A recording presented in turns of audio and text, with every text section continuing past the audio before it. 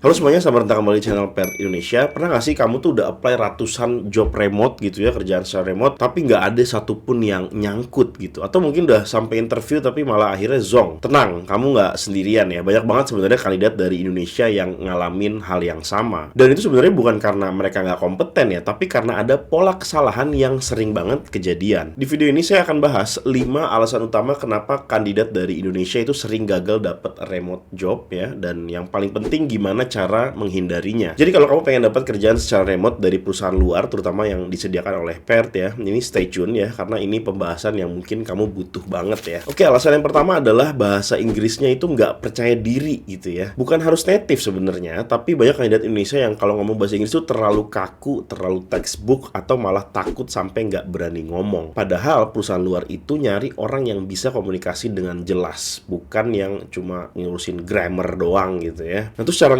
hindarinya gimana? Ya mau kamu harus latihan ngomong gitu ya. Bukan cuma belajar grammar, tapi juga latihan daily conversation itu seperti apa. Ya kamu bisa mulai dari latihan jawab interview, bikin video perkenalan, atau bahkan mungkin join komunitas global di Discord, di Reddit, atau di Slack gitu ya. Jadi semakin sering kamu latihan, semakin sering kamu pakai bahasa Inggris ini, maka semakin natural jadinya. Oke, alasan yang kedua adalah CV dan portofolionya itu nggak jelas. Banyak banget bikin CV yang terlalu panjang sampai berhalaman-halaman gitu ya, bertele-tele, atau malah nulisnya kayak daftar riwayat hidup zaman sekolah. Perusahaan luar itu pengen lihat impact-nya. Jadi apa yang pernah kamu buat dan impact-nya seperti apa. Bukan cuma daftar tugas aja yang pernah kamu lakuin itu apa gitu. Kalau portofolio kamu cuma nempelin file tanpa ada penjelasan, mereka ini bingung, ini orang sebenarnya naruh apa, terus bisa apa. Nah, terus cara menghindarinya gimana? Tulis CV yang to the point dan fokus kepada hasil atau fokus kepada impact gitu ya. Misalnya nih saya kasih contoh ya, improve social media engagement by 50% through TikTok strategy for a fashion brand. Dan kalau bikin portofolio, tambahin keterangan singkat gitu, kayak kamu ngapain, terus hasilnya apa, dan itu project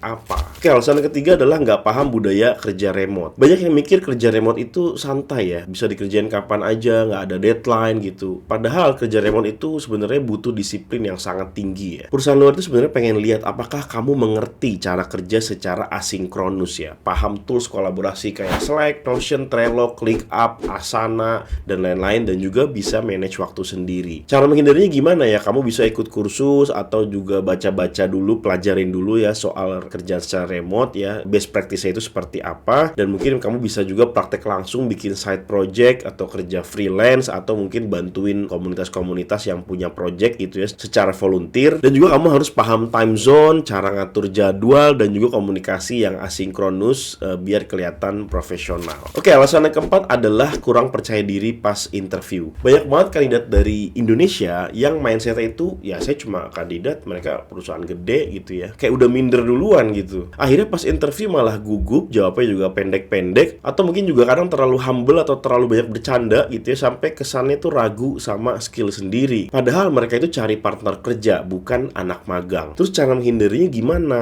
Ingat, mereka itu butuh kamu sama kayak kamu butuh kerja. Tunjukin value kamu yang jelas gitu ya, jawab pertanyaan dengan percaya diri, dan jangan takut showcase hasil kerja kamu. Kalau misalnya ada interviewer yang nanya, pernah nggak kamu handle project yang kayak gini gitu misalnya ya, kamu jawab dengan tegas gitu, tambahin contoh dan kasih impactnya itu seperti apa gitu. Oke, alasan yang kelima adalah nggak konsisten apply dan bangun personal brand. Banyak yang apply sebenarnya cuma sekali dua kali doang, terus kalau gagal langsung berhenti gitu ya, atau malah cuma apply lowongan yang lagi viral atau yang lagi rame di LinkedIn, padahal saingannya juga ribuan. Kalau pengen dapat kerjaan secara remote, kamu harus main game yang jangka panjang gitu ya. Yang pertama, kamu harus konsisten apply sebanyak-banyaknya. Kemudian yang kedua, bangun profil LinkedIn yang aktif, tunjukin semua portofolio kamu di LinkedIn kamu, dan juga post konten yang sesuai dengan bidang dan juga expertise kamu. Dan terakhir, bangun network, join komunitas, dan pastinya terus belajar. Cara menghindarinya ya tentu saja jangan cuma nunggu peluang, ciptain peluang lewat personal branding dan portofolio yang terus di-update. Oke, jadi kesimpulannya banyak banget kandidat dari Indonesia yang gagal dapat kerjaan secara remote karena satu, kurang percaya diri dalam bahasa Inggris, kedua, CV dan portofolionya nggak jelas, ketiga, nggak paham budaya kerja remote, keempat, minder pas interview, yang kelima, nggak konsisten apply dan bangun personal brand. Kalau kamu bisa hindarin 5 hal ini, peluang kamu buat dapat kerja remote di perusahaan luar negeri melalui Pert terutama ini bakal jauh lebih besar lagi. Gimana? Kamu pernah ngalamin struggle yang sama atau ada hal lain yang mungkin bikin kamu gagal dapat kerjaan secara remote? Coba deh share pengalaman kamu di kolom komentar di bawah.